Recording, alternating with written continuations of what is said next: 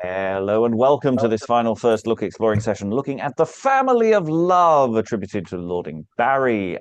We are going from Act 4, Scene 4 today to the end to find out whether all of the things are resolved in the way that we'd like them to. So far, this play hasn't been stumbling too heavily into some of the often the problems we have with early modern comedy, but it's really interesting to wonder how the various relationships in this play are actually going to resolve themselves, because they're going about things in an interesting way. So we will find out whether everything ends relatively satisfactorily or whether we go off the deep end and people start moralizing in tedious fashion. I imagine it'll probably be a combination of the two. But anyway, reading today, Mistress Purge is... Dave Longstaffe in the sunny northwest of England. Reading Gerardine is... Kemp, and I'm in London. Reading Lipsalve today is... Keith Hill in London. Reading Gudgeon today is... Oh, my name's Lynn, and I'm in the northwestern United States. Reading Glister and Rint is... Sarah Blake in The Hague in the Netherlands. Reading Mistress, Glister and Periwinkle is... Aliki in Athens. Reading Club today is... Mark in the Midwest United States.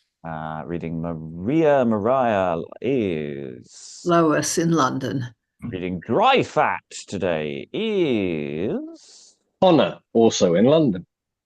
It just occurred to me you read Dryfat on the first session. So I normally try to make sure I keep things turning over. I've actually had a couple of people reading Club twice as well. Oh, well, never mind. Reading Purge and Epilogue is... Alan in Suffolk.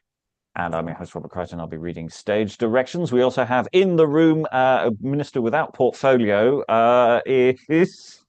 Our Lord in the English Midlands. And we also have at least one other person lurking who may wish to contribute thoughts and opinions towards the end. We shall see. Anyway, without further ado, we will dive into Act 4, Scene 4. We have the entrance of Lipsalve and Gudgeon and the inferred existence. We can infer the existence of Shrimp and Periwinkle. Our hopes are crossed. Sure, there's some providence which countermands libidinous appetites.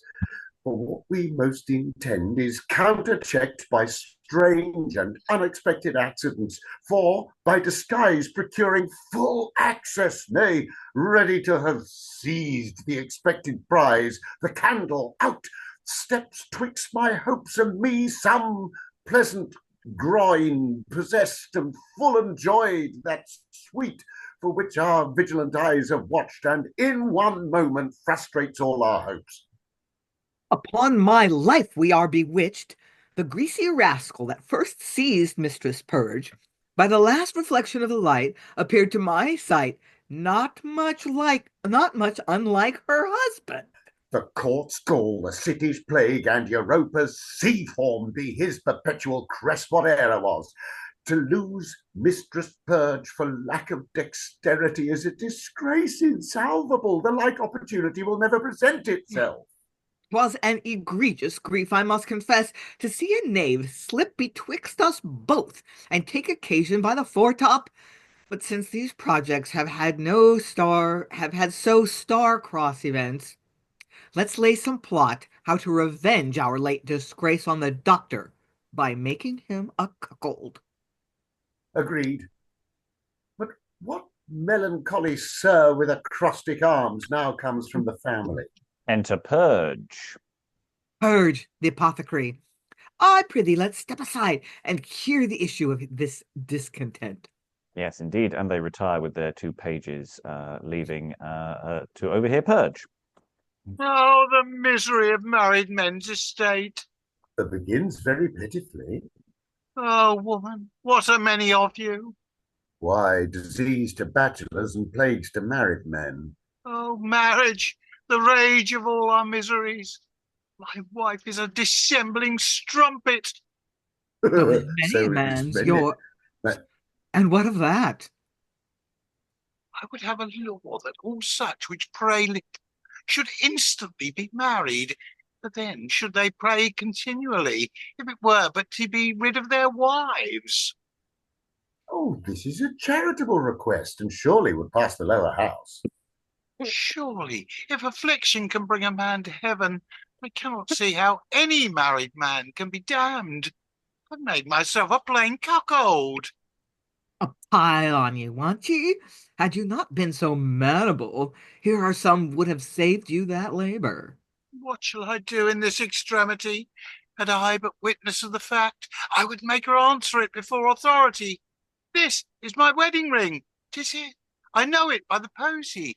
This I took from her finger in the dark, and she was therewith very pleased. Were this not, trow, a sufficient testimony? She knows not that it was myself got so near her. I will take counsel. Well, little know bachelors the miseries they undergo when they prostrate themselves to women. Oh, most true, Master Purge. Little knows a man what elements there is to pass when he puts his head under a woman's girdle. Your passion, Master Purge, is overheard, and plain tale to tell. We were eyewitnesses of your wife's treachery, and if need be, will be ready to depose as much. What, Master Lipsalve and Master Gudgeon?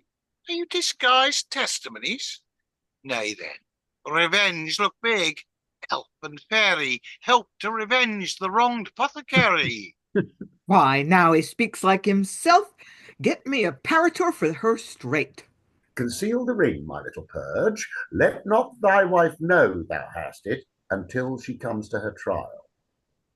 And enter Dryfat and Gerardine disguised as a parator. Vices are very pithy, therefore in private, let me disclose my intent. Off, boys. Purge, Lipsalve, and Gudgeon retire. What dost thou think of thy master? Is there not a rare gull?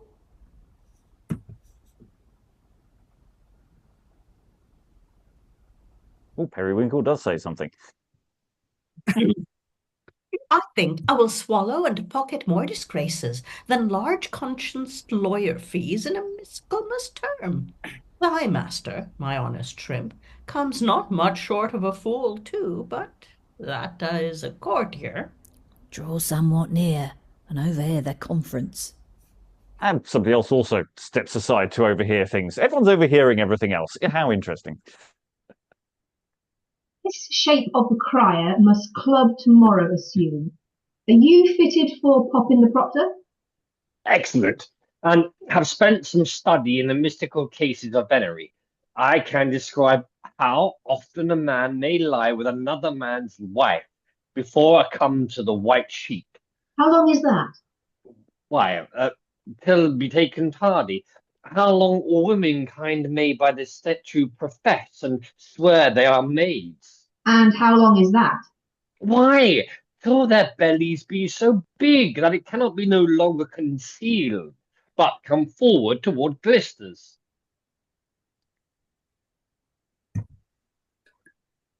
It must be so.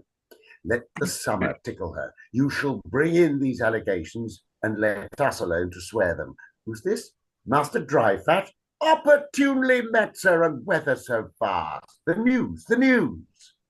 Faith, gentlemen, I think to relate for news what I hear of Dr. Glister would come stale to your hearings. Oh, the getting of his niece with child, that's apparently known to all the company. But in the name of Jupiter, what art thou? Or from whence camest thou? Why, sir, I come from compassing the corners of the land. Of what trade, in the name of Pluto?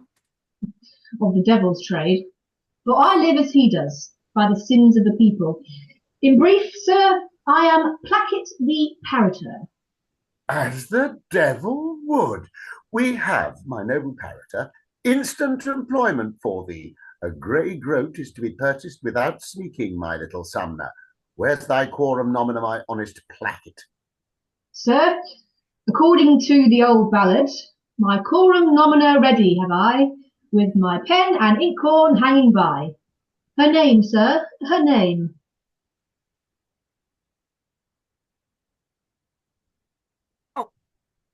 is no more but so.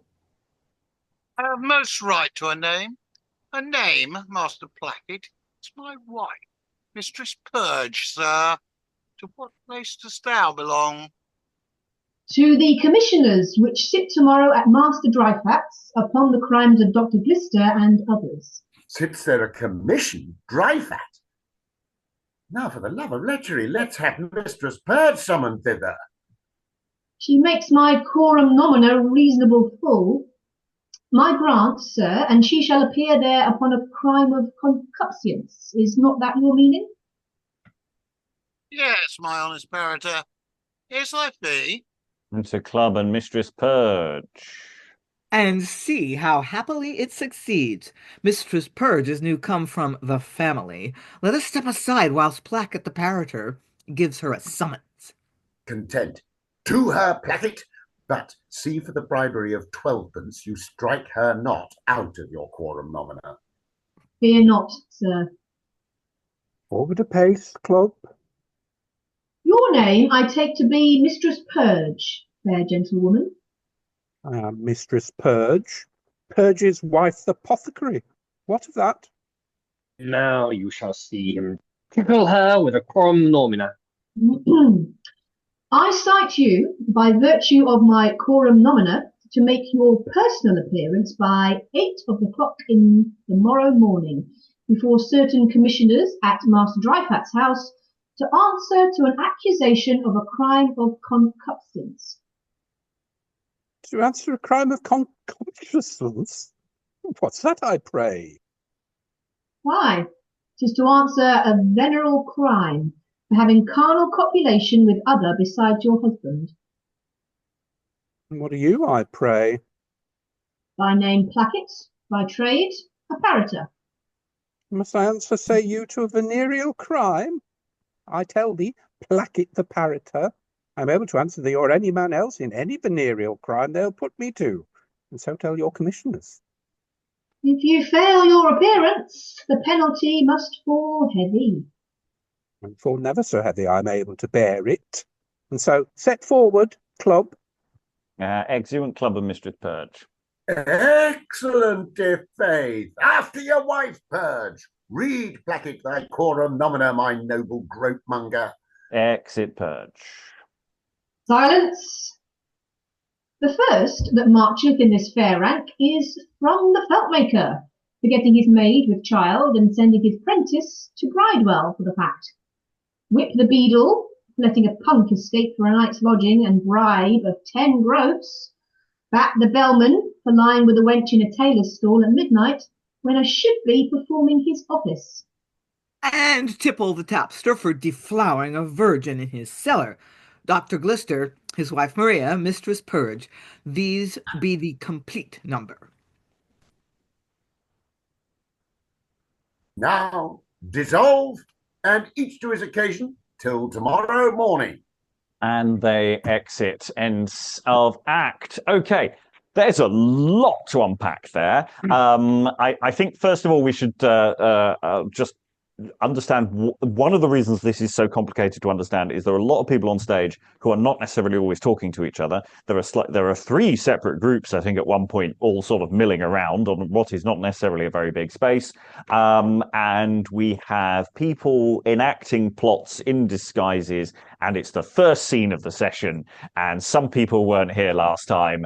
And some of this, even though has been explained to us in advance, not all of it's very clear. So yeah, there's some of this is new and unusual. So Lois, then Aliki. Yeah, I think there's some kind of textual mess here because we have Gudgeon and the other guy planning their revenge, which they've already done. I mean, it's a repetition of something we got in the earlier session. And then we've got something which, I mean, maybe I blinked when it was happening, but they seem to be describing how they were about to seduce Mistress Purge when somebody else stepped in who looked like her husband. And then he says he got a ring from her. We seem to have had a bed trick, which I don't remember seeing in the play. They went into the family of love, which is a very dark space. I think that's what they're describing is what's happened between scenes. So I don't think there's anything technically wrong. It's just confusing. Yeah. Because they're telling us things rather than showing us things. All right. And that's quite difficult to take in, especially when we got all the additional layer of confusions, what's going on here. So I was very confused by the motivations of what they were talking about with Mistress Purge there and what happened in the dark in the family of love. And maybe it will become a bit clearer later on when stuff goes on. But we do have a sort of religious authority sort of legal proceeding going on here as well, and so that's adding a whole additional layer of complexity to the social order that we need to get across to an audience as well, because it's like, this is hey, the religious authorities are coming for you for immorality. Stand in front of the church and take your penance, kind of action here, and that's really quite alien to us. So that's quite a difficult thing to get across. Aliki. So it would have been a little bit clearer to an audience, at least at the time, not just because they had just seen the previous scene as opposed to reading it yesterday, but because there are some levels to the stage, and we know that from previous stage directions and business. So presumably both sets of eavesdroppers at some point, or at least one set of eavesdroppers, is up on the upper level, maybe. There is somewhere that you're obscured. The other thing that puzzled me, and also, of course, just to add a layer of complexity, this is the second disguise that Gerardine has undertaken, having at the beginning of the play disappeared only to lock himself into a trunk, by which he got himself put into his sweetheart's boudoir. Okay, and this is his second disguise now. He was a porter, and now he's a parroter. Okay, I'm trying to get my head around this.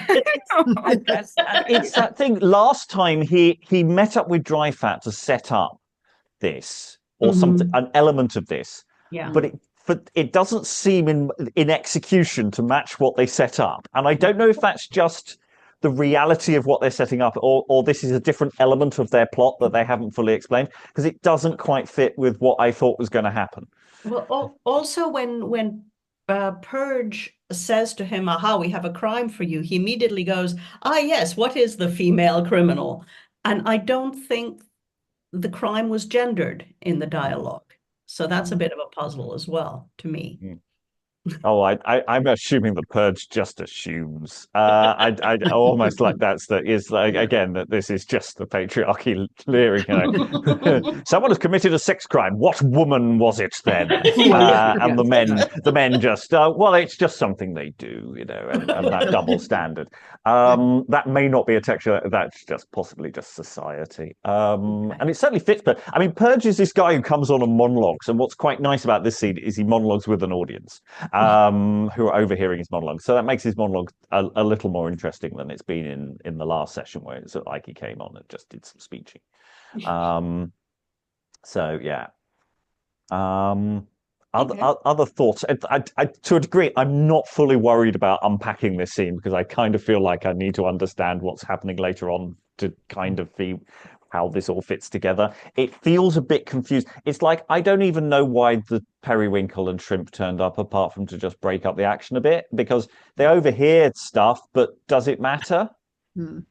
Will it be important in Act 5 that they overheard some of this stuff? I don't think so. It's all pretty public. It's not like they're overhearing scheming. No. So I think their usual purpose is just to comment sort of snidely on it, isn't it? They don't even do that much. They don't. They just disappear. I think it's just to break up the flow of the action a bit. And it's like, I've got a bit here and a bit here, and I needed 4 lines to separate them so that it flowed a bit better. But it's because Gerardine and Dryfat start effectively just going, "Are we ready to do the thing?" So maybe it's just so that they can do some whispering to each other while they're doing this. So you get the impression our plotting is going on, and now we go into the action, and that's sort of the logic of it. Okay. That was a rather harsh way of getting back into the play, I feel. It wasn't easy. I'm hoping Act 5 will just be a roller coaster, rollicking ride that will get us further into the play. So Act 5, there's been a mini break. Everyone's trimmed the candles. And some music probably played. Act 5, Scene 1, enter Dr. Glister and Mistress Glister. This was your colour to keep her close. But what cloak had you for hers and your own shame? What, your own niece, your brother's daughter, besides your bastard in the country? Wife, range not too far, I would advise you. Come home in time, vex me not beyond sufferance. The two-edged sword of thy tongue hath drawn blood of me. Patience, I say, thou art all this while in an error. Thou hast been all this while in an urinal. Thou hast gone out of thy compass in women's waters. You're a conjurer, forsooth, and can rouse your spirits into circles. Oh, you old fornicator, that ever I saw that red beard of thine. Now could I rail against thy complexion, I think, in my conscience. The traces and caparison of Venus' coach are made of red hairs, which may be a true emblem that no flaxen stuff or tanned white leather draws love like him. I think thou manuredest thy chin with the droppings of eggs and muscadine before it bristled. A shame take thee and thy lodestone. But 'tis no matter. Master Placket the parroter has sighted you, and you shall answer it. Oh, the raging jealousy of a woman! Do you hear, wife? I will show myself a man of sense and answer you with silence. Or like a man of wisdom, speak in brief. I say you are a scold, and beware the cucking stool. I say you are a ninny hammer, and beware the cuckoo. For as sure as I have where, I'll traffic with the next merchant venturer. Oh, and in time, here comes gallants of the right trade. Glister hasn't exited. He has exited, but he's hiding somewhere, which is what everybody seems to do in this play. Enter Lipsalve and Gudgeon. All alone, Mistress Glister? Meditating who shall be your next child's father? Indeed, methinks that should be one end of her thought, and it be but to cry quittance with her husband, of whose abuse the town rings. Oh, flax and fire, flax and fire! Here are fellows come in the nick to light their matches at my tinder. He tells you true, Mistress Glister. The doctor hath made you ordinary in our ordinaries. Satires whet their tooths and steep rods in piss. Epigrams lie in poetry's pickle, and we shall have rhyme out of all reason against you. Ere long he will take up his station at a stationer's, where we shall see him do penance in a sheet at last. Oh, I am nettled. My patience is so provoked that I must doff my modesty. What shall I do? If ye be honest gentlemen, counsel me in my revenge. Teach me what to do. Make my case your own. Why, you're in the common road of revenge. Take which hand you will, you cannot go out of your way. 'Tis as soon taken as time by his forepart. Faith, since he has struck you by the sword, strike you with the scabbard. In plain terms, cuckold him. You may easily do it as lie down in your bed. They scare cottons, i'faith. I apprehend you, gentlemen. Lord, how much better are two heads than one to make one large head? Oh, you say true, Mistress Glister. There's help required in grafting, and how happily we may come to tender our service. Let our pretence be to take physic of the doctor, and that he may, with as much ease, minister to us as we to you. We'll take a lodging in his house. How say you to this? Is the colour good? Does it like you? Passing well. The colour is so good that you shall wear my favour out of the same piece. Excellent, excellent. Now we shall be revenged for the whipping. Mistress Glister, let me be your first man. Nay, soft sir, I plied her as soon as you. I should have an oar in her boat too, by right. How ill-advised were you to marry one with a red beard? Oh, Master Lipsalve, I am not the first has fallen under that ensign. There's no complexion more attractive in this time for women than gold and red beards. Such men are all liver. Aye, but small heart and less honesty. Oh, yes, they are honest too, in some kind. For they'll beg before they'll steal. That's true. For one that holds up his hands at the sessions, you shall have 10 come into the body court. Was ever beard so backbitten? This were enough to make red beards turn medley and dash 'em clean out of countenance. But I hope, like mine, they fear no colours. And you are 10 courtiers, I'll front you. I must give you physic with a pox. Well, if I pepper ye not, call me Dr. Doddyball. Master Lipsalve and Master Gudgeon, you are heartily welcome. I am very glad to see you well. Oh, Master Doctor, your salutation is very suspicious. Why, Master Lipsalve? It can scarce be hearty, for physicians are rather glad to see men ill than well. Not so, sir. You must distinguish of men. Though this I know, virtue is not the end of all science, which commonly keeps the professor poor. Some study questory and gainful arts, and every one would thrive in his calling. But, i' faith, gentlemen, what wind drives you hither? The wind colic, Master Doctor, or some such disease. But not the stone colic. Oh, no, sir. We have no obstructions in those parts. We're loose enough there. If you are troubled with that, my wife can tell you of an excellent remedy. We need it not, we need it not. But indeed, Master Doctor, for some private infirmities, which our waters shall make known to you, we desire to take some physic of you for a few days, and to that end would take a lodging in your house during the time. Shall we entreat your favour? Oh, no entreaty, gentlemen. You shall command me to search the very profundity of my skill for you. Have them in, wife, and show them their lodging. I will think upon another receipt and follow you immediately.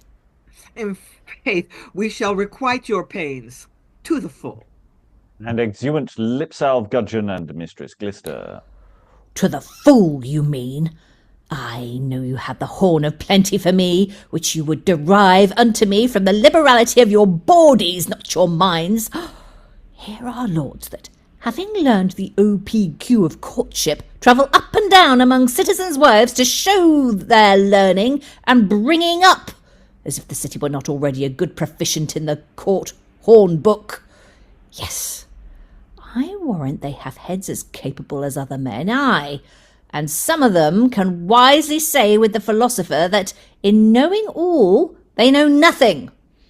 Well, because I am of the livery and pay scot and lot amongst you, do but observe how I'll fetch over my gallants for your sakes. They say I am of the right hair, and indeed they may stand to it, and hold the position good, saving with my wife. Soft. Are they not at pro and contra already? I know they are hotspurs, and I must have an eye to the main. They have been whipped already for lechery, and yet the pride of the flesh pricks 'em. I must in. I have given them such a pill shall take 'em down, for lust must have his fill. And exit Dr. Glister. This is more like it. This is the stuff that I have to say the Glister and the two gallants plotline has been giving very good value. We had the whipping scene earlier. This is effectively the sort of the return gambit of the tit for tat between them, and it's a lot more satisfactory. I was and the top of the scene when it's just like what have you been doing? I'm not going to listen to you. And the back and forth there. And yeah, it's doing some nice business. Again, I'm still sitting here thinking, little trims here, little trims there. There's a lot of sort of period detail that I think is just going to go shoom. It's always nice to have he's a commonplace, but he's also a play, Dr. Doddyball. Dr. Doddyball, which is only a couple of years earlier as a play, so is very much it's always nice to have we should return to Dr. Doddybole. I remember enjoying it, however many years ago it was that we did it. So yes, I don't think we've done a second look, have we? Oh well. Anyway, thoughts from the room. That's certainly clearer. I knew what was going on. That makes me happy. Thoughts, Lynn. And it's it's a classic comic setup that I feel more comfortable with anyway. That the Glisters suspect each other of infidelity, but it's not actually happening, and so we have hope that the air will be cleared and the truth will out. And it's like, no, he has not been having an affair with his niece. Calm down, and hopefully she doesn't get around to actually cheating on him as revenge with the two gallants who kind of deserve to have their nuts handed to them on a platter because they're just kind of shits. So there's hope that everything will be resolved before any actual cheating happens. So the sort of mistaken impressions can be funny. Aliki. You know what I mean? I'm just enjoying the ode to the attractions of red beards. I'm so angry at him, but what a sexy beard. I'm not the only one who's been seduced by that. Yeah. Yeah, that red beard is interesting. I mean, generally it's associated with Judas, but then there's also a reference to Marston as having a red beard and little legs. If it is Marston, I mean, this may be some sort of type, but it keeps coming up in plays around this period. Keeping the beard store ticking over. Open the beard cupboard. Sarah. Is that to do with the king and the influx of Scottish people to the court? Maybe, I don't know. Where are we now? Yeah, well, we're into early James. Yes. Yeah. I don't. Yeah. Well, I can't mentally picture a portrait of. Does James have a beard? No, not necessarily him, but I'm thinking the courtiers that he brought with them. There were probably more redheads at court than there'd ever been. But no, I haven't said that. There was Elizabeth, but certainly red beards. You'll often appear in your beard more than your hair. Yeah. Oh no, he does have a beard. It's just not. It's not particularly ginger as far as I'm aware. Gingery. Anyway, beards aside. Okay, well, it does feel like everything's pushing. It's a very accommodating doctor to say we're feeling very ill, doctor. Can we move in? Is that okay? Does he run a private clinic? And again, I'm trying to figure out modern analogs because there's so many things in this play where it just going. It's so period. There's nothing I can do. Don't do that anymore. Yeah. What is the analog for this? And so, does he run a spa? And that's and I'm starting to get that the play is wheeling back on it felt very firmly early on that Glister was having an affair with Mistress Purge. The more the play goes on, it feels like if he is, Mistress Purge is not aware of it, which makes all the references to pills even more disturbing now because it's starting to feel like actually it's very one-sided, that maybe it was just a question of intent and that's what he wanted, but he's not actually consummated anything. But I don't know. I seem very unclear on that now. Whereas at the beginning in session 1, we're going, "Oh, he's doing that, is he? Right, okay." Lois. I'm pretty sure that when he discovered that Gudgeon and Lipsalve were after her, he had some aside about, they're after this woman who is actually my mistress. Yeah. But I mean, and surely that must mean that she's his mistress. But Mistress Purge, I mean, I take it this is part of her either loopiness or hypocrisy. I mean, she tends to talk as if she was a tremendously pious woman just trying to do good to everybody, and presumably she's just totally promiscuous without thinking about it.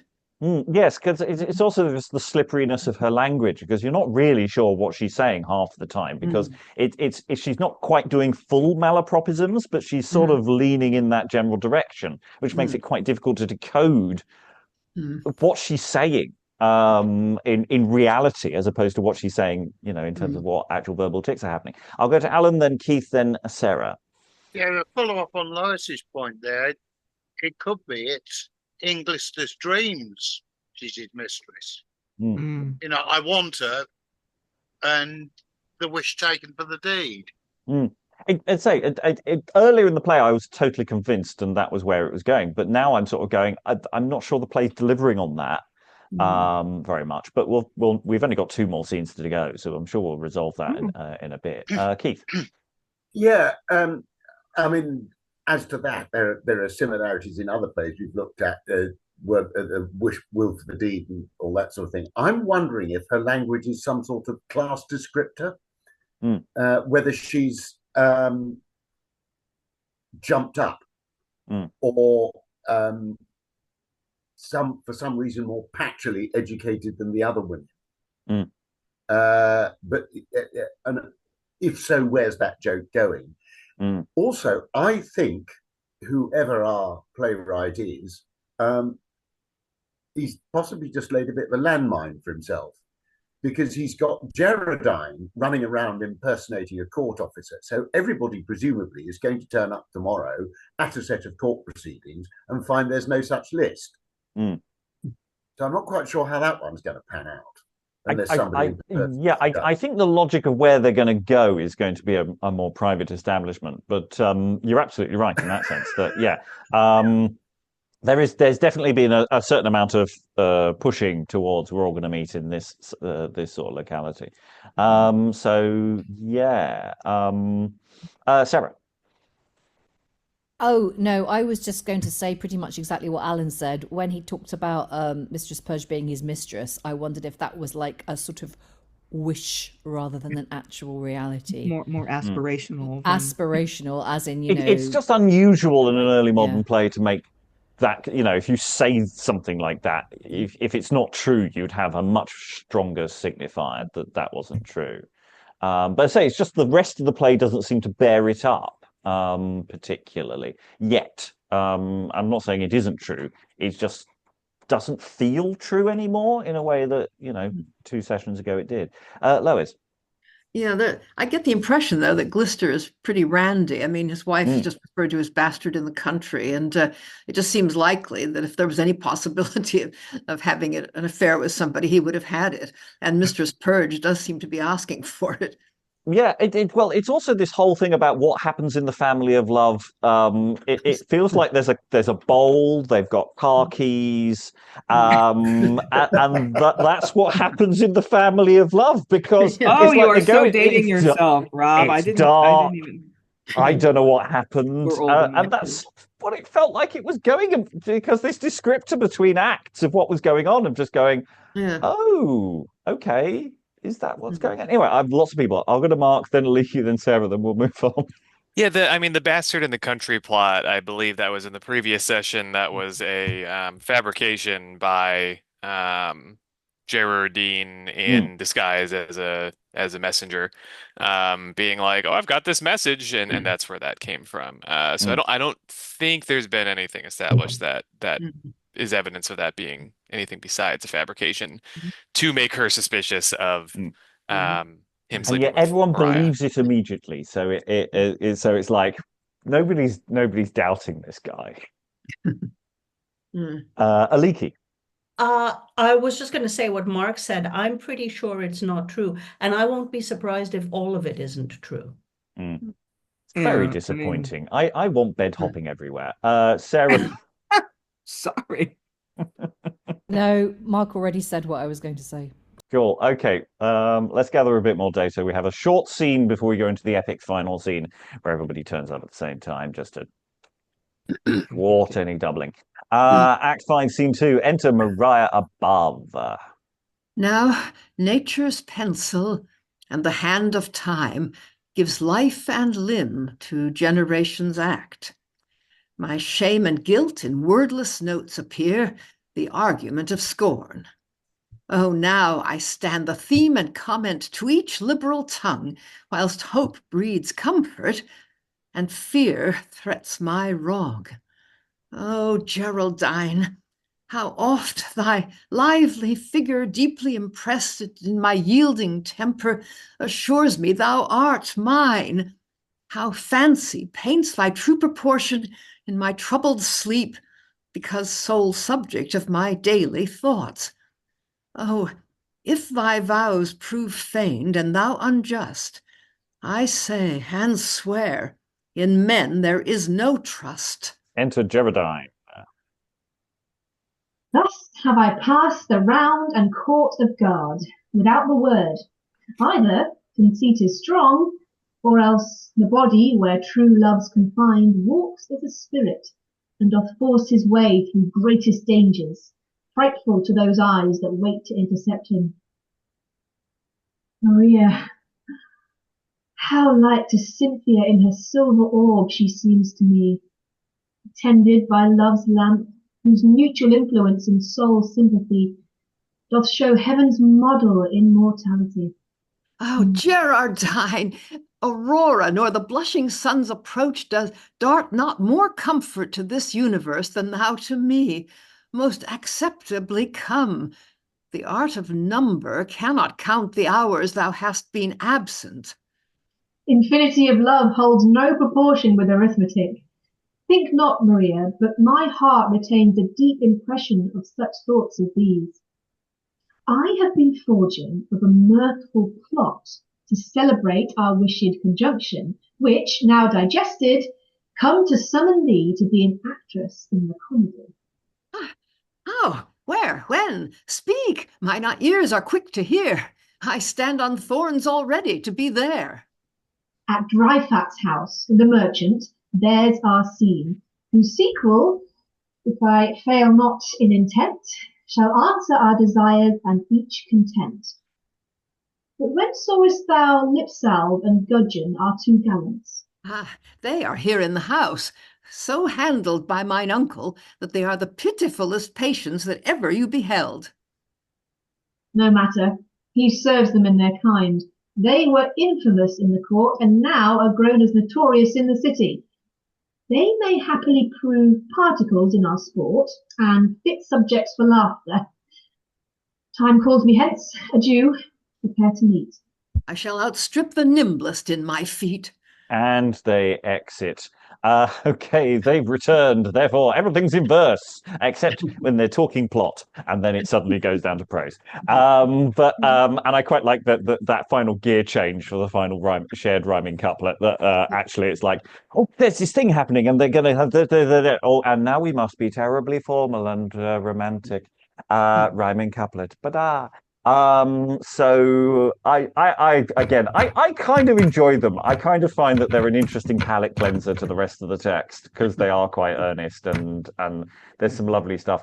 But also, I think in my staging of this scene, what you have is Rhea comes onto the balcony and starts speaking beautiful words of love, and in the background you just hear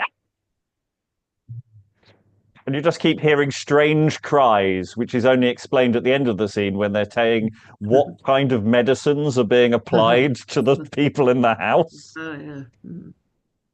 Just to punctuate the lovey-dovey stuff. I just quite like the idea. Because it does suggest that he is giving them a never-ending series of enemas, isn't he? And purgatives and various other things. Sarah. Yes, I'm a little bit disappointed because I'm assuming that that's going to be kind of it. It's all going to happen off stage. I actually wanted to see him give them, the spoonfuls of medicine or the pills, and then for them to kind of, be running around clutching their stomachs and not necessarily having enemas on stage, but I don't know. I just kind of wanted a little scene there where they're all like, there was really room for some comedy there. And I feel the playwrights, missed a trick. Well, Act 5, Scene 3 is a long scene. I don't know whether, I'm sure if they come on, they'll look particularly sick. So I don't know. We shall see. But yeah, maybe there is a missed trick there, but then it's also logistically, the play's winding up now, They've got what's coming to them, but they've been infamous in the court and now notorious in the city, and that does feel like that might be a nod and a wink to something. It's not quite a topical reference, but it does feel like that maybe we know who these two people are, maybe in costume and performance. We had this with Game at Chess, that, a lot of the satire is actually about who's costumed as who, and everybody knows who it is because of the visual signifiers and the way it's performed. And that maybe there's something very satirical going on with those two characters, but is completely invisible to us, that we just cannot pick up on. Keith?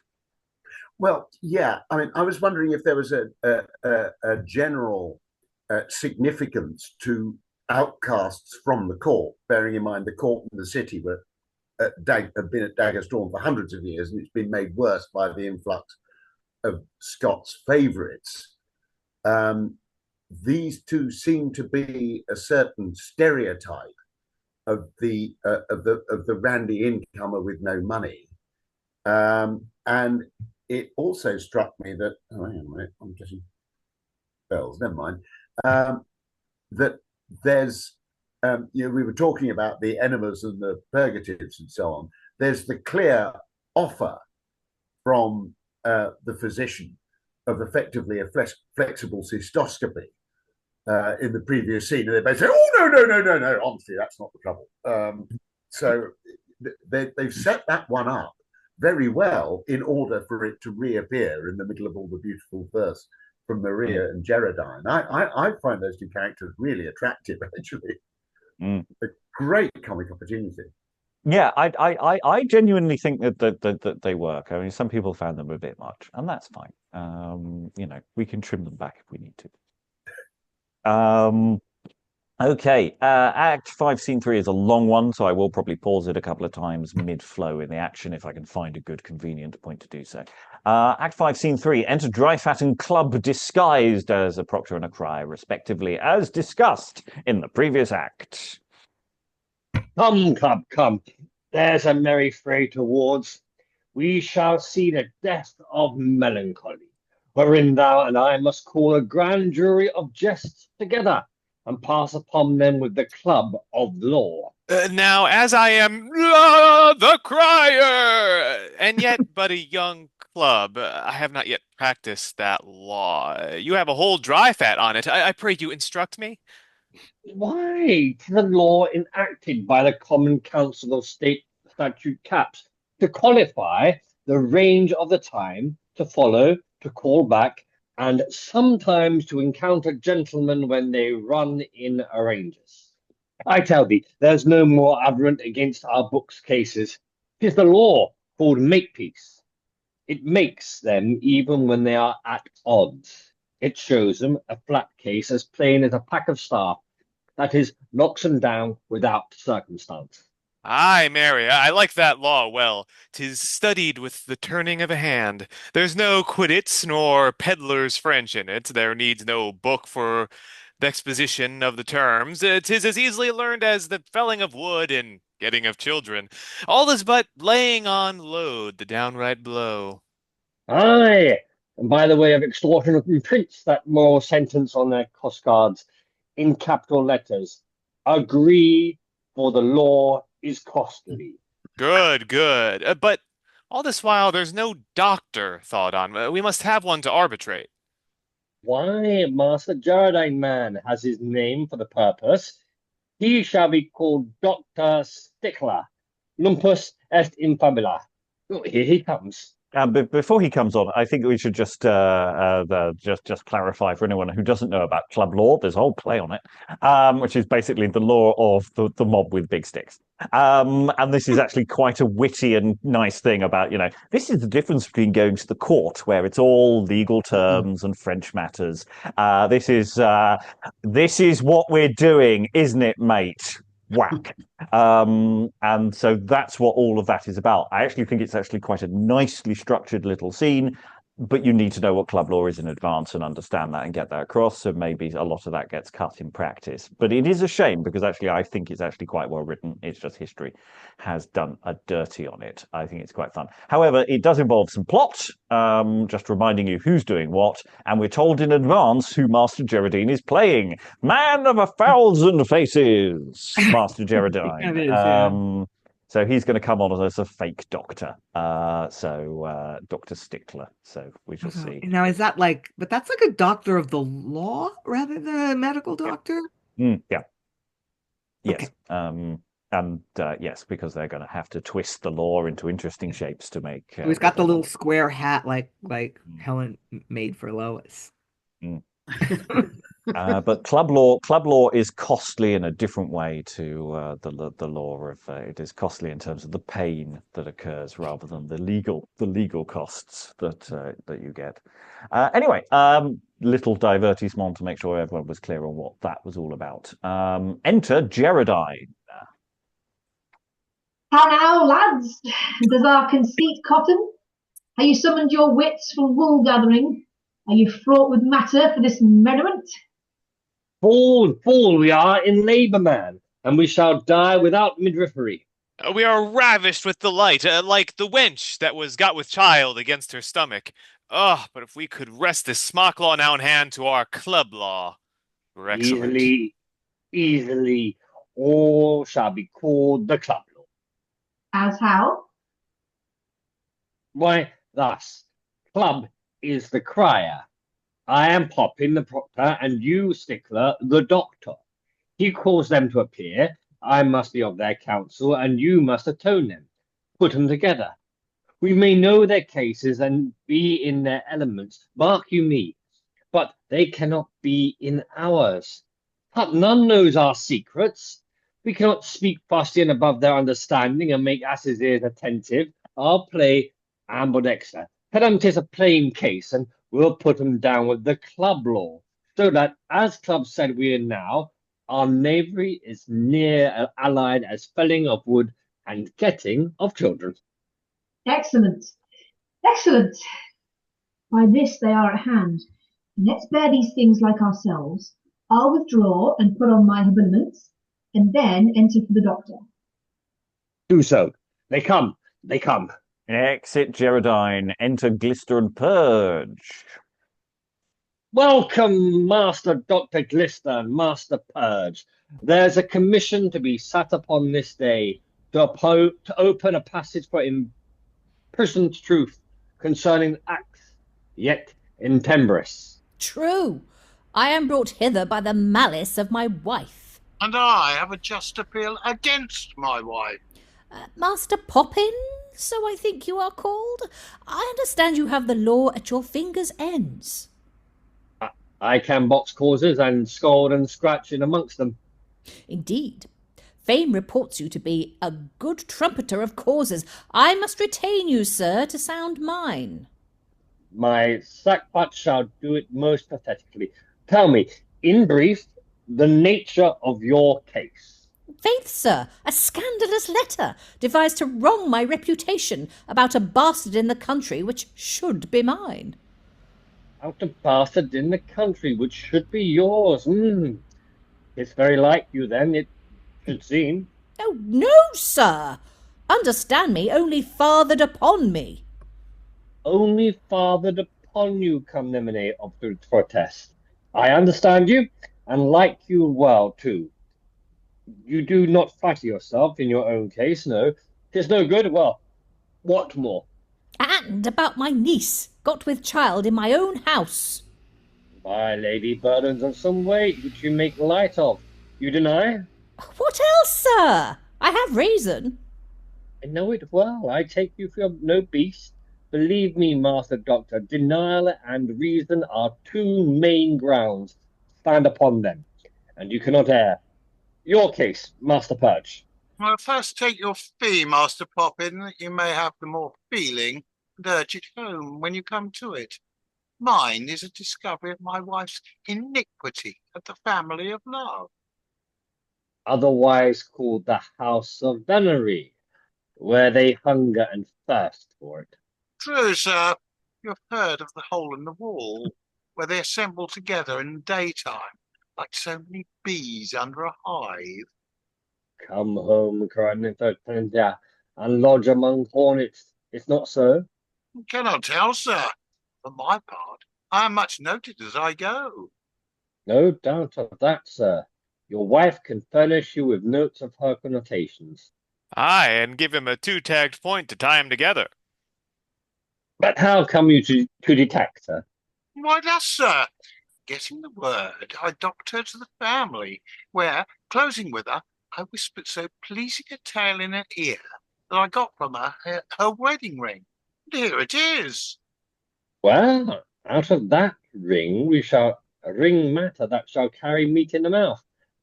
What witness or proof can you produce to make your good wife's iniquity in your own cuckoldry? Master Lipsalve and Master Gudgeon, who were companions at the same time. Very good. Are they cited in the Quadrinomia? They will be here, sir. If they be, they will bewray all. So much the better. 'Twill save a world for Master Purge. You understand my case now? And mine too, sir? I do. They are as different as a doctor and a dunce, a man and a beast. Here's a compendium. Yours, Master Doctor, stands upon the negative, and yours, Master Purge, upon the affirmative. Pasha Spentium. I have it. It's very current, sir. I can show you good guilt. Aye, marry there, spoken angel. Guilt's current indeed. Let me feel it. I mean my wife's guilt. Master Poppin, you shall have innocence to speak for me. Tart innocence is a fool. I care not for company. I can speak enough without him. Then I hope you will be as good to us as the 5-finger and more. No, rather as Hercules to lip labrum with a club law. Tut, let me alone. And we'll just pause before we let more witnesses come in. I am quite liking this back and forth. I think Dryfat's sort of analysis of the case is very, very straightforward. Yours is the affirmative. Yours is the negative. You are positive your wife is having an affair, and you are you really don't have a child. And yeah, so that's summing up anyone who was confused by the stuff happening in the earlier scenes. This does now make it all very clear. So what we need to do is work our way backwards, make sure that earlier scene is clearer than it was. It's quite difficult to do a dumb show about something that happened in the dark, but hey, you never know. I was just thinking maybe we could have the audience see that ring exchange. But again, the motivations of why all that's happening is potentially unclear. It'd be interesting to see what Mistress Purge has to say about them. The 5-finger at more. I'm assuming. Stephen. It's a card game. I've just looked it up. And 5-finger is the highest trump. So there can't possibly be any other meaning. No, absolutely not. Okay. Let us move on. Enter Mistress Glister, Mistress Purge, and Maria. You are here, sir. I have brought you a full barn to glut your greedy appetite.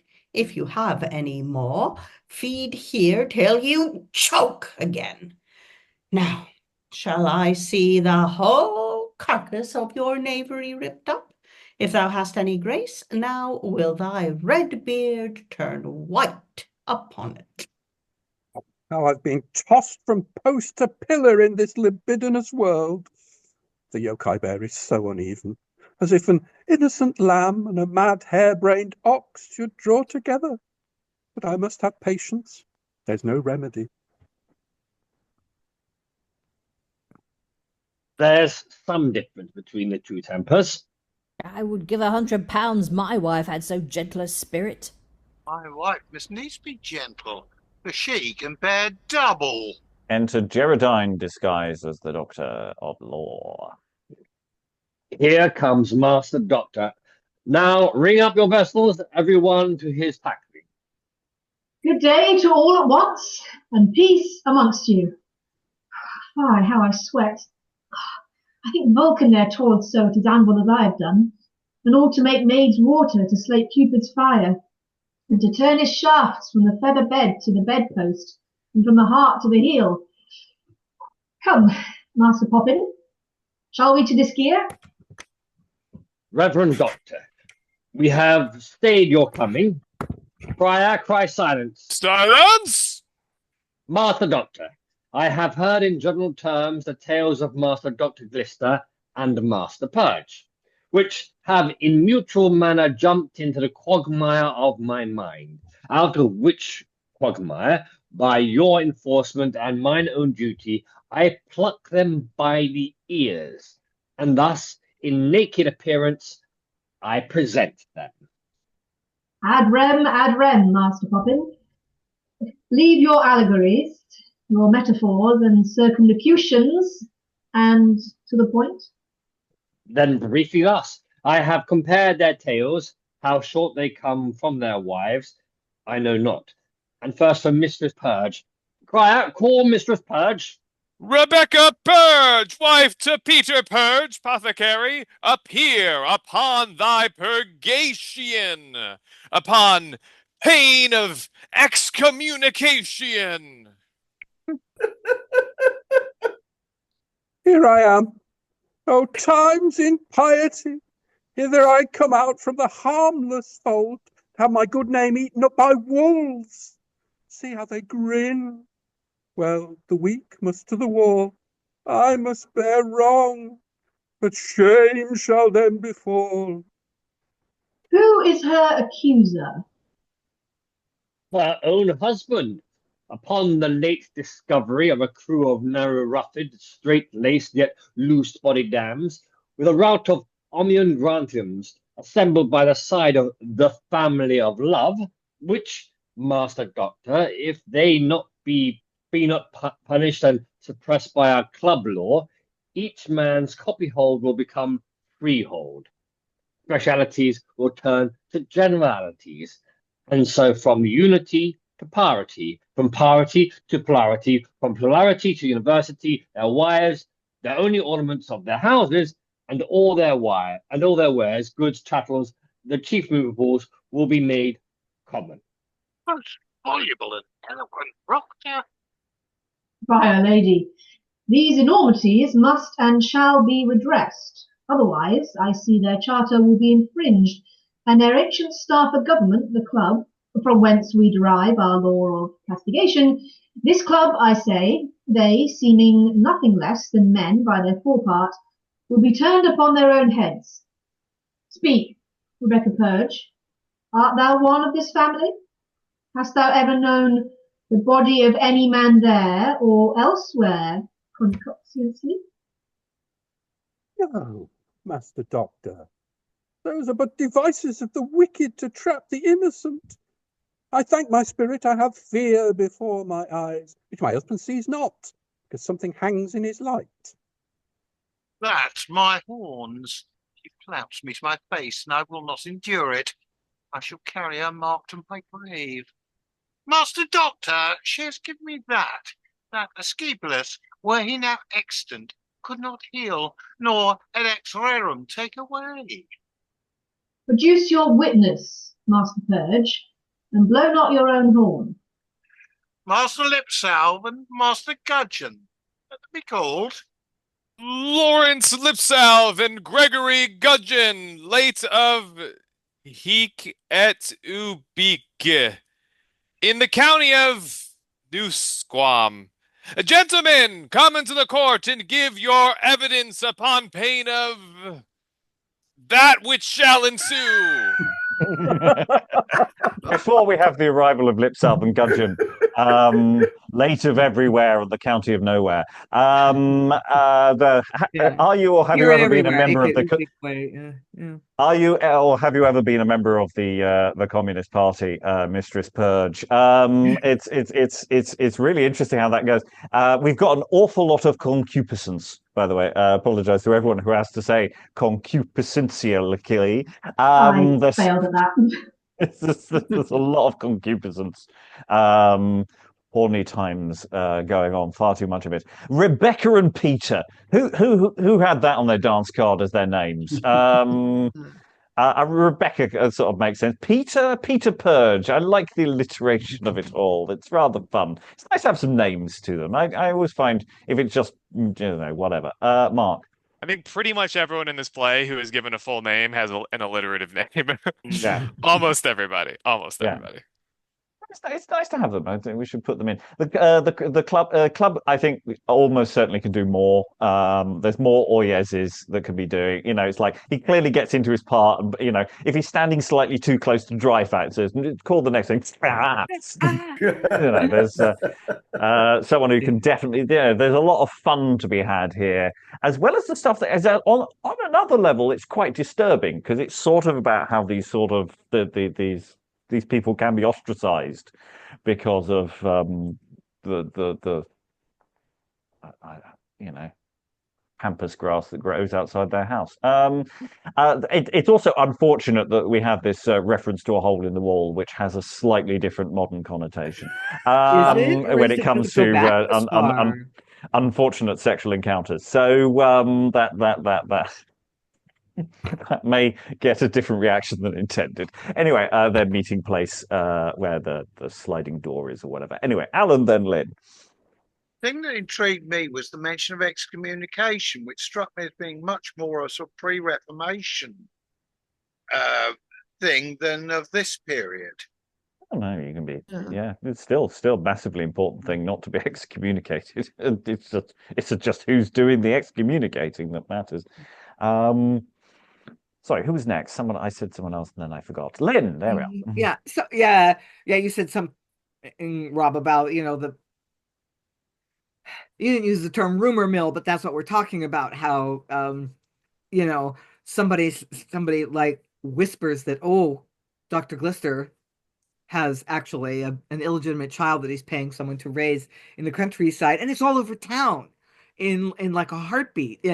And this should be on our early modern bingo card. This was an important theme in A Trick to Catch the Old One. It's just like people are so ready to believe gossip and rumor, and it can be kind of funny, but it can also be kind of damaging.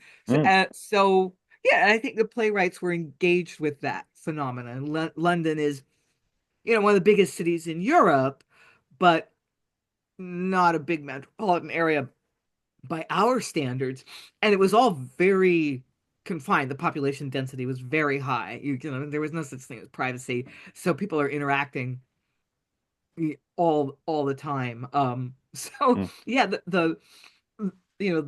traction that the baseless rumors can get is that's a theme. That's a thing that comes up.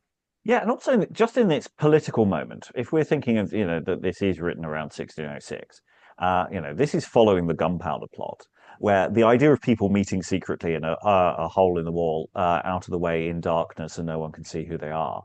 That is something that people take seriously. It's in our consciousness. It's in the zeitgeist. Yeah. Yeah. What are they actually doing? Who are these people? What do they actually believe in? Okay, they're conforming outwardly, but what's going on behind closed doors? And that's sort of what this play is riffing off to a degree, is that you're able to action these rumors and these lies that have been put out by a character because people are willing to believe that because of the climate. And, I'm sorry, am I trying to find something important to be a message to this play when I possibly shouldn't be trying to do so? It's that yes. When it's just about people doing silly things. Lois, were you wanting to come in? No, not particularly, but in fact, if you wanted to talk about bastards in the country, I seem to recall that in the English Moor, I think the user certainly does have one who is brought in to confront him in the final scene. Yep. Yeah. Yes, we have had that in a future plot. Many reasons to hate that play. 20 odd years, 20, 30 years in the future. Okay, well, we're still mid-scene. Club, would you like to announce Lipsalve and Gudgeon again, just because it was fun? Well, take the stage direction after Club's line as read, that we have Lipsalve and Gudgeon enter, but call them into the court, please. Lawrence Lipsalve and Gregory Gudgeon, late of hic et ubique, in the county of New Squam. Gentlemen, come into the court and give your evidence upon pain of that which shall ensue. Here they come. In pain, I warrant them. How works your physic, gallants? Do you go well to the ground? Now, cuckold the doctor. Wife, who's your first man now? Now strike with the scabbard. Oh, villainous doctor. Mountebank, you're a rascal, and we will cast about to be revenged. Cast about this way and array that what you can concern in Mistress Purge, who stands upon her purgation either to prove Munfield or contaminated, according to the tenor piece of your principal evidence. First, give him the book. Come, lay your hands upon the book. You shall speak and aver no more, nor wade no farther into the cream pots of this woman's crime than the naked truth and the cart rope of your conscience shall conduct you. So help you the contents. Kiss the book. Alas, we're not in a case to answer largely, but if you will have our evidence in brief, I think I kissed her at the family some 3 times, once at coming, once at going, and once in the midst. Otherwise, never knew her dishonesty. Mark that middle kiss, Master Doctor. And for my part, I have been mortified by her more than I was ever provoked. How say you to this, Master Purge? Your witness is weak, and, Sir Reverence on it, without sound of proof, they may depart to the close stool whence they came, and you to your apothecary's shop. No, Master Doctor. I have another bolt to shoot that shall strike her dead. She shall not have a word to say. Answer me to this, Mistress Purge. Where's your wedding ring? My wedding ring? Why, what should I do with unnecessary things about me when the poor begs at my gate ready to starve? Is it not better, as I learned last lecture, to send my substance before me, where I may find it, than to leave it behind me, where I must forego it? Yea, verily. Wherefore, to put you out of doubt, I've given the ring to charitable uses. Nay, now she falters. My client can shew this ring, got from her at the family, when these 2 courtlings had at the same time beleaguered her fort. This alters the case clean. What starting hole have you now, Mistress Purge? In the sanctuary of a safe conscience. Now, truly, however he came by that ring, by my sisterhood, I gave it to the relief of the distressed Geneva. Oh, to the relief of the distressed Geneva? Justice, Master Doctor. I may now decline victum. One word more shall overthrow her. I myself was a familist that day, who, more jealous than zealous in devotion, thrust in among the rest, as I had most right, on purpose to sound her, to find out the knavery. Short tale to make, I got her ring, and here it is. Let her deny it if she can. And what more, I discovered non est norandi locus. Husband, I see you are hoodwinked in the right use of feeling and knowledge, as if I knew you not then as well as the child knows his own father. Look in the posy of my ring. Does it not tell you that we 2 are one flesh? And hath not fellow feeling taught us to know one another as well by night as by day? Husband, will you do as the blind jade, break your neck down a hill because you see it not? Have you no light of nature in that flesh of yours? Now, as true as I live, Master Doctor, I had a secret operation, and I knew him then to be my husband, e'en by very instinct. Impudence! Must not blush. art not ashamed to lie so abominable? No, husband. Rather be you ashamed of your own weakness. For my part, I neither fear nor shame what man can do unto me. Master Purge, I see you have spent your pith. Therefore, best make a full point at the ring and attend our pleasure. Master Poppin, proceed to the rest.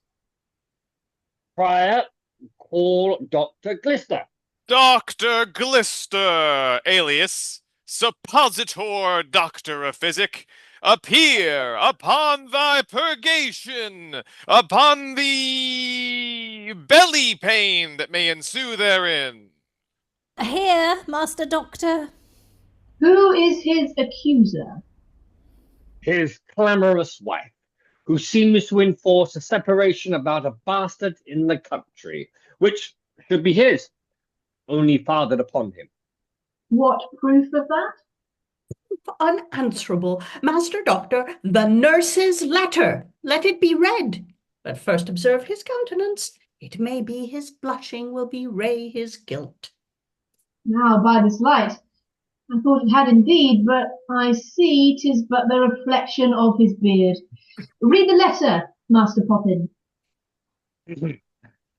After my hearty commendations, remember unto your worship doctorship that you are as well as I as the making hereof. Thanks be to him here, therefore. The cause of my writing unto you at this time is to let you understand that your little son is turned a ragged clot, a very stippling, for being now stripped of all his clothing, his backside wants a tailpiece. Commends itself to your fatherly consideration. Were worth the time that ever I gave suck to a child that came into at the window. God knows how. Yet if you did but show how the light pert little red-headed knave is to his father, and how like a cock sparrow he moses and tosses my little Bess already, you would take him for your own and pay me my hire. I write you not of want of one thing, for want I want all things. Therefore, some speedy order, or else as naked as he came from the mother, I will send him to the father from Piss, the 12th of your poor nurse, Homes Tweedles. Just a clarification: there was a in the edition that was our baseline was a slightly Victorian one, so it should read from Pissing Alley, the 22nd of. So it'd been slightly amended, and that was you got the piss in though. Yes. Anyway, just for clarity there, do carry on. The letter from after the letter of Thomasine Tweedles. Master Doctor, truth needs not the foil of rhetoric. I will only in monosyllable answer for myself, as sometimes a wise man did. Such and such things are laid to my charge which I deny. You may think of me what you please, but I am as innocent in this as the child new born. Why, there's partly a confession. The child, we know, is innocent, and not newborn neither. For it should seem by the letter he is able to call his dad knave. You take me wrong, Master Doctor. Under correction, thus must I say for my client's justification, indeed, he hath travelled well in the beating of pulses, and had been much servant to women's Jordans, but he had ever a care to raise his patient being before cast down. His charitable disposition have been such to poor folk that he never took above 4d for the casting of water, which good custom was so well known among them, all his patients, that if 6d were at any time offered him, he might be bold to ask and have 2d again. He hath been so skillful and painful withal to the cure of green sickness, that of my knowledge he hath risen all hours in the night to pleasure maids that have it. And for the foul-mouthed disease, termed by a fine phrase, a pox on it, well, what do you call it? Oh, the Grimmons comes he that have played the doctor's prize and writes nil ultra at mountebanks. So that is the wise woman in Pissing Alley, nor she doing Doolittle Lane, are more famous for good deeds than he. Then, Master Doctor, out of these presumptions, besides the flat denial, or more infallible ground, you may gather his innocence, and let him have his purgation. No, Master Poppin, it is not so to be foisted off. Nay, Master Doctor, what say you to his own niece that looks big upon him, an arrow that sticks for the upshot against all comers, which by his restraint of her from Master Gerardine, an honest gentleman that loved her, and upon that colour from the sight and intercourse of other men, must by all presumptions be his own act. Oh, monstrous. This is a foul blot in your tables indeed. Wife, thou hast no shame nor womanhood in thee. Thy conscience knows me. True, of thy flesh, who knows not that? Thy beard speaks for thee. Aye, thou liest by me like a stone, but abroad thou art like a stone horse, you old limb lifter. Oh, cease your clamour, and attend my speech. Most worshipful, reverend, and judicial doctor, for the quickening of your memory, I will give you a brevant of all that has been spoken. Master Dr. Glister hath a cradleful and a bellyful. You see thrust upon him, and Master Purge a headful. Your wife is an angry, sunnyless wasp, whose sting I hope you need not fear, and yours carries honey in her mouth. But her sting makes your forehead swell. Your wife makes you deaf with the shrill treble of her tongue, and yours makes your horn mad with the tenor of her tail. In fine, Master Doctor's refuge in her conscience, and Master Purge runs at his wife's ring. Summa totalis, a good audit have you made, Master Poppin. Now, attend my arbitrament. For you, gallants, though you have incurred the danger of the law by using counterfeit keys and putting your hands into the wrong pocket, yet because I see you punished and purged already, my advice is that you learn the ABC of better manners. Go back and tell how you have been used in the city, and being thus scoured, keep yourself clean and the bed undefiled. For you, Master Purge, because I see your evidence insufficient and indeed too weak to foil your wife's uprightness, in seeing jealousy and unkindness have only made her a stranger in your land of Ham, my counsel is that you re-advance your standard, give her new pressmen. You may enjoy me, sir, but not at me, man. I will enjoin you and conjoin you, and briefly thus. You have your ring that has made this combustion and uproar. That, keep still, wear it, and here, by my edict, be it proclaimed that to all that are jealous, to wear their wives' rings still on their fingers, as best for their security, and the only charm against cuckoldry. then why? At Master Doctor's enjoinment, so thou wilt promise me to come to no more at the family, I will receive thee into the lists of my favour. Truly, husband, my love must be free still to God's creatures. Yea, nevertheless, preserving you still as the head of my body, I will do as the spirit shall enable me. Go to. Thou hast a good wife, and there an end. Upon you, Master Doctor, being solicited by so apparent proof, I can do no less than pronounce a severe sentence. And yet, for faith, the reverence of your calling and profession doth somewhat check my austerity. What if Master Gerardine, by my persuasion, would yet be induced to take your niece and father the child? Would you launch with £1,000, besides her father's portion? Master Doctor, I would, were it but to redeem her lost good name. Then, foreknowing what would happen, I thought good, in Master Gerardine's name, to have this bond ready, which, if you seal to, he shall take her with all faults. That I instantly. So, this is done, which together with my niece do I deliver by these presents to the use of Master Gerardine.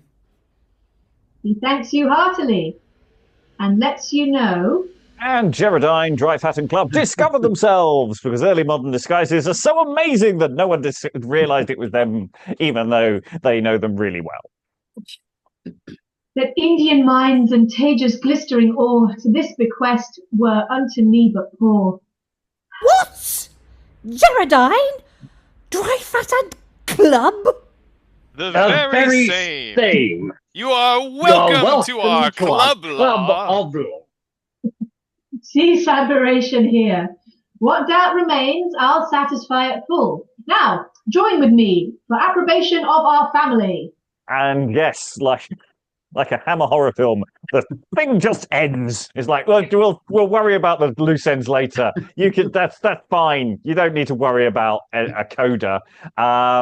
It's just like, ta-da, boomf.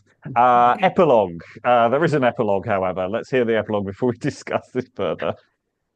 Gentles, whose favour have o'erspread this place, and shed the real influence of grace. On harmless mirth, we thank you for our hope attracts such vigour and unmeasured scope from the reflecting splendour of your eyes, that, grace presumed, fear in oblivion dies.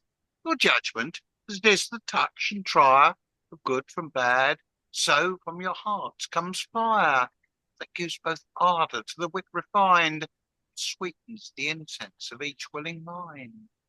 Oh, may that fire that ne'er die, nor let your favours depart from us.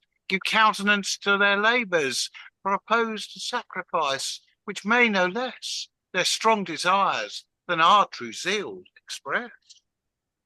And end.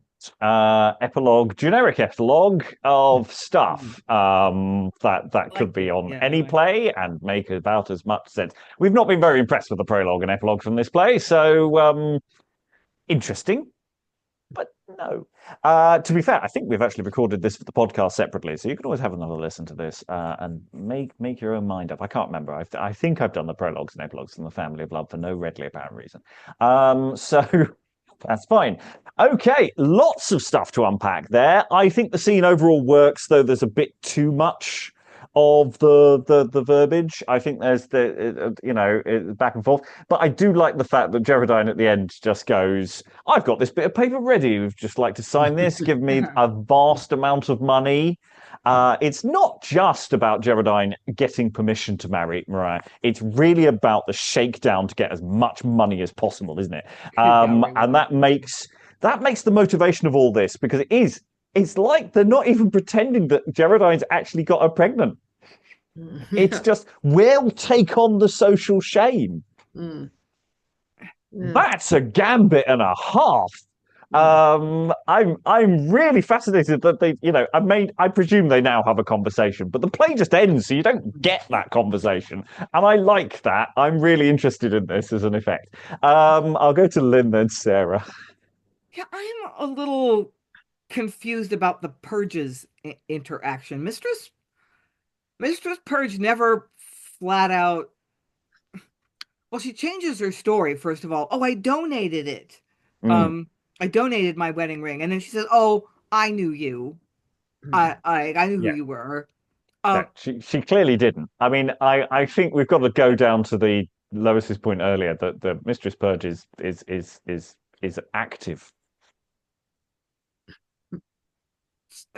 So is that what we're supposed to glean from that? That she actually has been going to these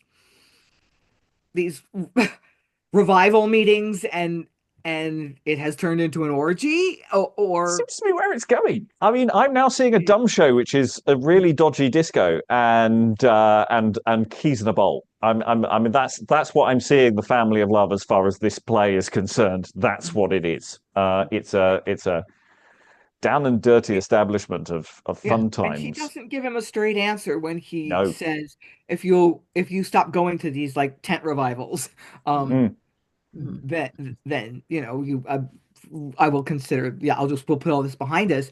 And she says, my love must be free still to God's creatures. Nevertheless, so it's just like she doesn't give him a straight answer. I will do as the spirit shall enable me. What? Like she doesn't give him.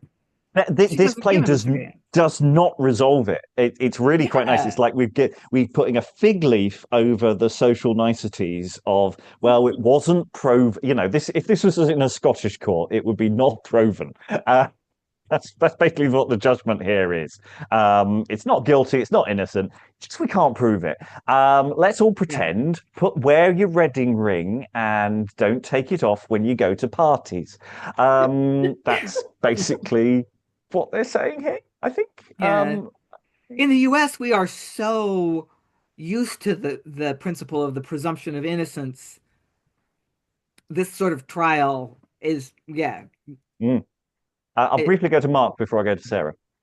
I was just gonna say, like Mistress Purge says that like non-committal thing about what Master Purge said that she needs to do, and then Master Purge doesn't like get an opportunity to respond. Gerardine just says like, "You have a good wife. We're done.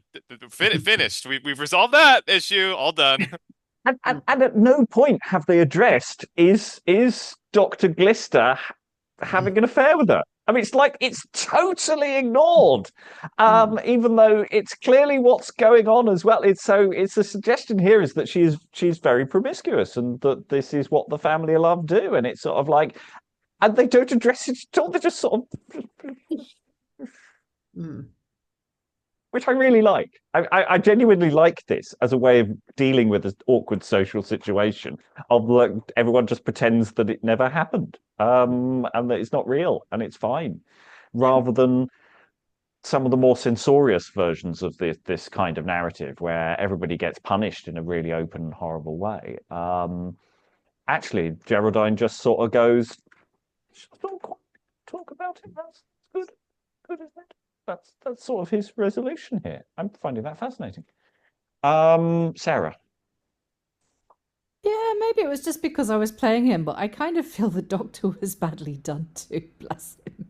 Because we still don't know for certain whether he was having an affair with Mistress Purge or not. And all this stuff about, the bastard in the country, that is totally made up. And I was really expecting that Gerardine, once he got his piece of paper and his money, his consent and his money, would be like, haha, we have tricked you with this fake story, just to try and restore some peace between him and his wife. But no, that doesn't happen. And I'm thinking, this poor dude and his poor wife as well, who's still convinced that, she's still convinced probably that he has actually fathered this child that, Gerardine has nobly taken on.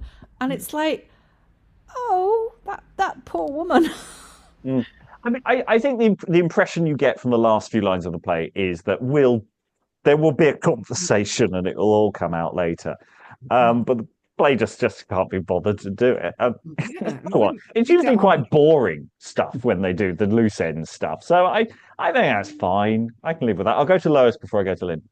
Yeah, well, I noticed, of course, that Mariah doesn't get to say anything at the end, and I am wondering what the person playing her should be doing at this point. I mean, miming rapture, throwing herself on Gerardine, acting as if she's not happy about this, though she really is. I mean, what is supposed to be happening there? Explaining to her aunt what really happened. It's fine. It's fine. And also, just I quite like the fact that the Gallants have clearly had a really horrible time. I mean, they're coming in holding a bucket between them, and it's like Gerardine says, "We won't do anything more to you. Go away and learn your lesson." And that's reasonably satisfying. Lynn. Well, I was just going to respond to Sarah. Like, the Doctor really has kind of gotten the fuzzy end of the lollipop here, because I mean, not only have we not cleared up the accusations that he's had an incestuous affair with his niece, that he has a that he's had a bastard. He's not even a good father to the bastard. It's like the nurse writes him to say, "Your kid's outgrown all his clothes. We need everything. You're not provide." Not. It's just like so. Like these rumors that make him sound like just a horrible person, and we haven't cleared that up. Really, it's too much effort to clear that up at the end of the play. Lording. It's not a lording real the court of throne. law. My I mean, none of God. this has any standing whatsoever, apart from the legal document. And I suspect he could probably take him to court over that legal document because of the situation in which it was written. I think I could see a whole other play about the law taking this to courts, various courts afterwards, and that would be quite interesting. Yeah, it's painting a very, very interesting universe. Aliki, were you waving or? Well, since I was playing Mrs. Glister, can I just say I think he should just pay a bit more attention to his wife, and then maybe his home would be perfectly harmonious. You don't do anything with me, but you're running around over there. Yeah, I mean, and actually, yes, there is a good more. These various points are made of like, maybe if you're worried about your wife cuckolding you, maybe it's because you're just a bit of a shit. Have you considered not being so? Life might be a little more harmonious at home, which again, might be a reasonable thing. Alan. Yeah, I mean, to a certain extent, Glister's come up as a result of the fact that he walled up his ward. That's the whole thing. And nowhere in this last bit of proceeding was any mention made of the putative father of Maria's problem. No, they never resolved that. They didn't. They don't say it was Gerardine. But it's nor is it specifically alleged that it's Glister. No, it no. The finding at the end is they haven't proven it to not be. This was the point I was making about not proven. It's like, well, we can't prove it is, but we're not going to say it wasn't. Would you like to sign this legal document taking aside the blame? But as far as the room is concerned, he's guilty. That's the impression that you're getting, because otherwise he's under no pressure to sign the document. That's the whole point of the scene for Gerardine, is to get him to sign that contract, put him under pressure to give him an absolute ton of money to take Maria off his hands.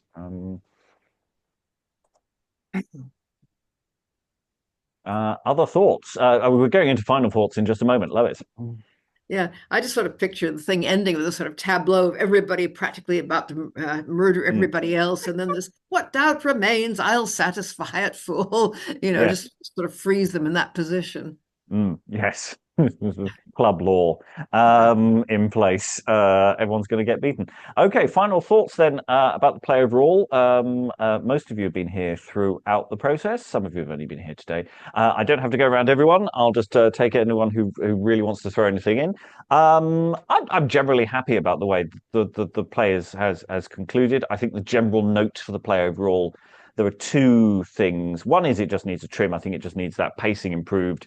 Some of the weaker dialogue just needs filleting, and maybe just some tweaks and add a few more jokes in there. I think there's room for play once we play with who the characters are. I think there's stuff that will come out of it more as well, and also the trajectory is sort of there. I think the biggest problem is actually deciding what. I think we now know what the family of love is.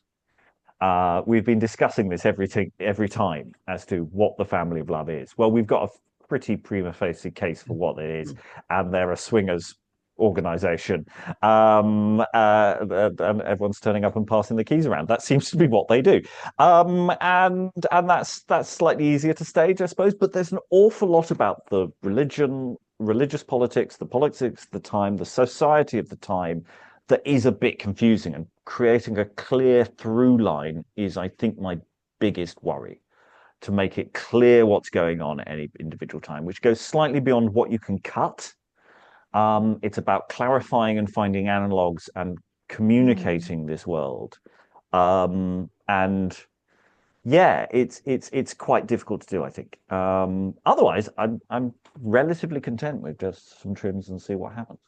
But final thoughts in the room. Anyone want to leap in about what to do with the family of love? Lois. Well, a couple of things. I mean, one is that I suppose you could emphasize the period aspect of it as well, with people carrying large urinals and flasks of water, or something suspicious looking across the stage, and lots of pills, and just everything to kind of joke about this obsession with urinals and purges.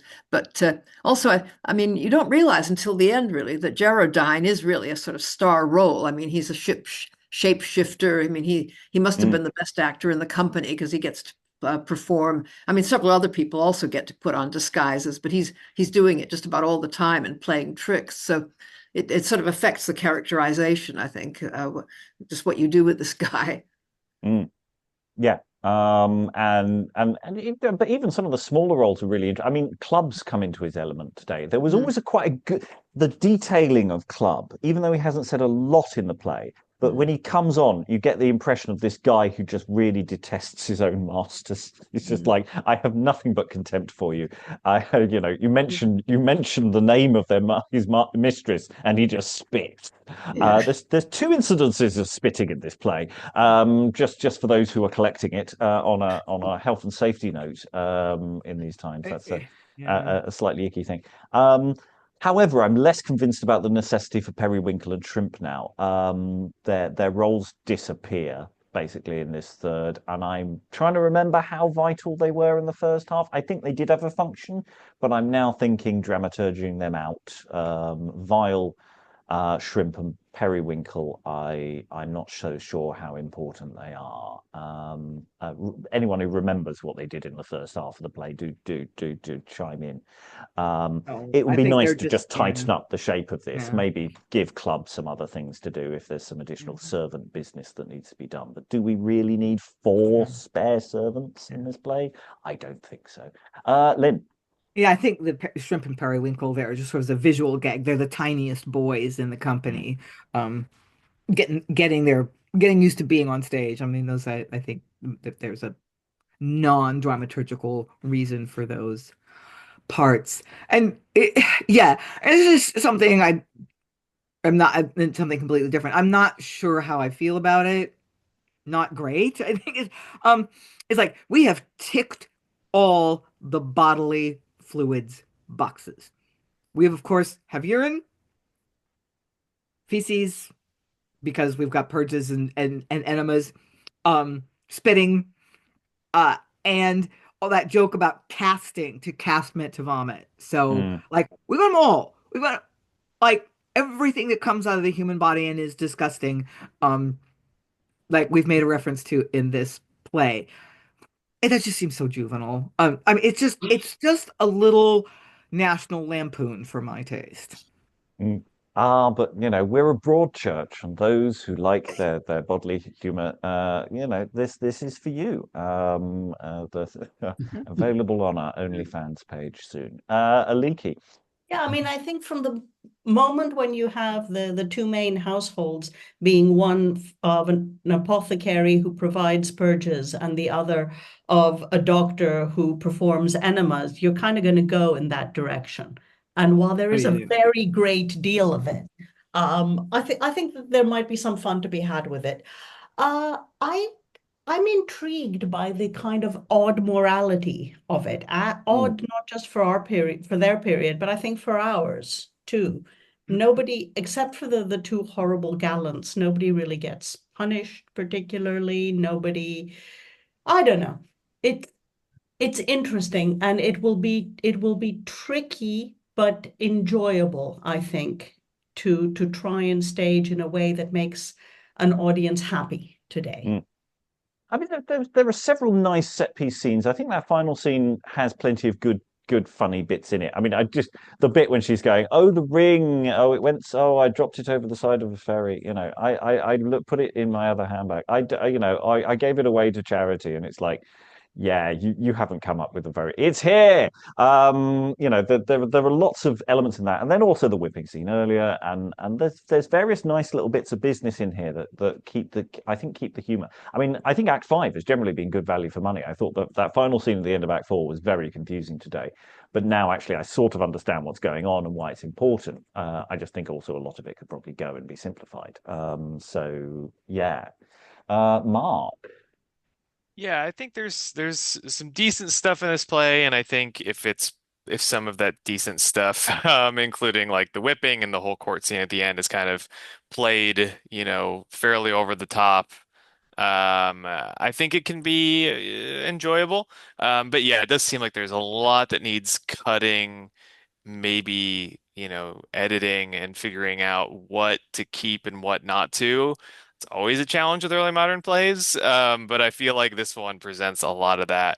And yeah, both in terms of just like the general kind of references that have nothing to do with Family of Love that are just here and there throughout that feel like they just go on and on about certain things that are not that interesting. And then yeah, all the Family of Love stuff and figuring out what do you do with that? What do you educating your audience to know about them in advance versus not, and how does it all make sense together for a modern audience? I'll go to our minister without portfolio. Donald, you've listened to have us listened, for the week. yes. Any final thoughts? Well, like you, I was sort of keeping my fingers crossed for Act 5, and I think with some suitable editing, I share some of the qualms about the bodily functions. Because my poor nephew is currently trying to pass kidney stones, and every time I was mentioned, I sort of thought, oh. But that aside, yeah, I think with some judicious cutting, and certainly Act 5, I think, does finally deliver. Whether it will attract a huge audience is another. Pish tush. On the other hand, it does. None of the plays we do will ever gather a big audience unless you get a flyer, and you can't predict what they're going to be. No. I think, and also the title itself actually might do it some favors. It might attract such things up. We might need to add more loving. Yes. Yeah. But no, I think overall it's been an interesting ride. I think if you leave a few critical faculties at the door, you can. And actually, just on a linguistic level, there are lots and lots and lots of very good and very funny lines. It's chop a few of the other ones out. Yes, and Stephen made this point yesterday that sometimes you've got these really good one-liners, but it's not quite connecting properly, and that's where a lot of the cutting potentially comes in. Is actually it's very minor adjustments to make things flow in a slightly more satisfactory manner. Maybe those good lines stand out because of other films elsewhere. I don't know. Yeah, I mean, it's like the club law stuff is like they sort of play with it, and then they play it and they keep playing with it, and it's like, well, we can play with the bit we need and get across the concept, because I think it is important that you keep it within that scene because it keeps coming up. But I think just constantly playing on it just gets a bit tiresome after a while. Emma. Yeah, there were some really great lines in that. I particularly like the fact that other people started getting in on the red beard joke at the end. Gerardine said something about, I thought you were blushing with guilt, but it was just a reflection of your beard. Oh, yes. So that was very funny. Yeah, I think it wraps up pretty well, and I found it very enjoyable, and quite a satisfying ending. Yeah, I hear what you say, Aliki. As to where the sort of morality sits. Gerardine is, he is quite manipulative. However, I think to get an audience on side, I think you can play into his earnestness. I feel like his earnestness, his and Maria's, is quite endearing. And the fact that they've kind of written their own romance and written their own fairy tale. I mean, he describes it as, the fan act of a comedy, come and play your part kind of thing. And that is quite endearing. almost to the point where I feel like he's almost taken on too much for himself and playing all these parts. Does he need to play all of these characters? But yeah, his earnestness is yeah. No, I think if his relationship and Mariah's we see as a wholesome one. I don't mean wholesome in any sense, obviously they're having it happily off for apparently ages, but if we see that this is good and pleasant and delightful to them, then we'll be delighted for them. Yes, and you do get the impression that they are very, very playful with each other from the off in terms of what the way their relationship functions. Lois, they're pretty equal. Yeah, I mean, I think one probably should stress as much as possible the Dr. Glister's insistence that he's going to lock her up and that Geraldine should go away. And if you really make that strong, then I think all the things they do to get round that and play with it might seem more justifiable. I mean, I was a bit puzzled there's stuff in the very beginning where it's not there's quite a lot going on and it's not quite as forceful as perhaps it needs to land. Sorry, because that's the huge obstacle that's set up, and then everything else is really about getting around that, and and other people creating further problems. But yeah, I was a bit bothered, but the one thing I had to say in this scene was in this session was Mariah's sort of soliloquy, worrying about saying if Gerardine isn't true to her, she's men will be she'll say all men are awful, and in fact that's one of the things that worried me, was just that she's so vulnerable. Once she's got pregnant, everything depends on his saying, yes, I'll come back and I'll greet my boy. It's interesting that he assumes she'll have a son too. I don't know, the whole thing, it strikes me as interesting to figure out how they're going to play all of that. Yes. Keith, then Lynn.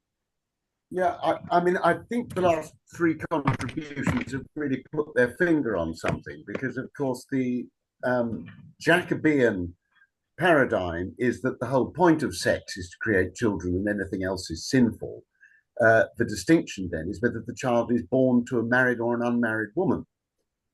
And there are records from that time and over the preceding 300 or 400 years of people arranging for pregnant women to be married and their dowries being increased accordingly. And these things are recorded, I think, even in court-sponsored agreements. I'm dragging stuff out of the background here. So it would have made more sense to an audience in 1603 than it does now. But the fact that our curiosity is drifting to those two characters and Club, it begins to feel like the attractive feature of the play is that Club, Gerardine and Mariah turn everybody else's plans on their head between them. And then all you've got to do is decide what sort of character you want Dryfat to be. And I think that might be a key to making this a really satisfying modern evening. Anyway, that's well, Dryfat feels like the benevolent uncle who's the go-between and makes everything sort of tick along. I mean, it's interesting. He wasn't very. It was the first session. I kind of went afterwards and going, anyone know who he is really? Does he matter in this play? And it turns out he does. He is there to oil the wheels of the narrative. The old gentleman in the Railway Children. Yeah. Anyway, who was next? Was it Lynn?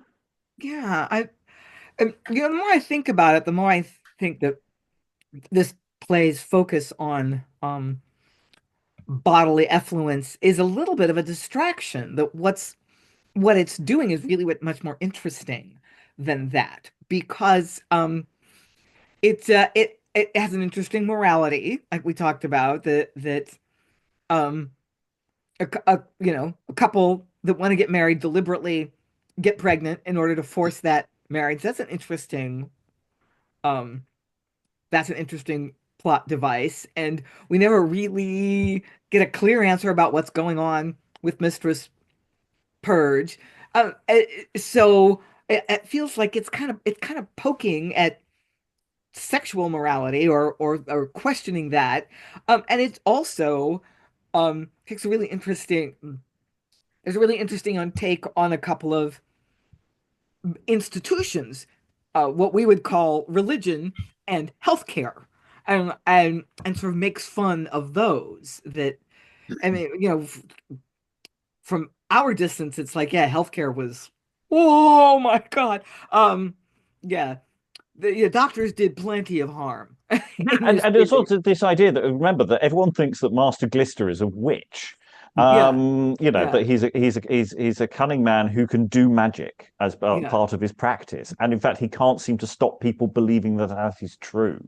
And the way magic. Yeah, this play is really curious about our society's relationship with those institutions and how legitimate are they, how skeptical should we be about them, which is actually really quite audacious. What's refreshing about this play is that everybody's relationships are really messy.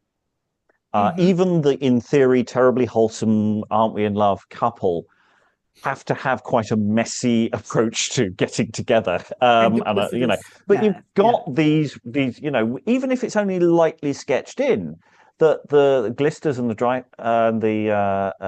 Purges are there are issues in their marriages, and they're taking them out on everybody else in slightly odd ways. And again, that's quite modern take, and that's why I quite like the ending being so unresolved in its resolvedness. It technically resolves everything, but in a slightly odd way that's quite unsatisfying in a satisfying way, and I like that, and I find that interesting. Mark, then Lois, where we must wrap up soon. So I want to return to the Mariah's part in the end of the play. Who was it who brought that up, that she doesn't talk? Lois, I think. Yeah, she doesn't get anything to say at the end. Yeah.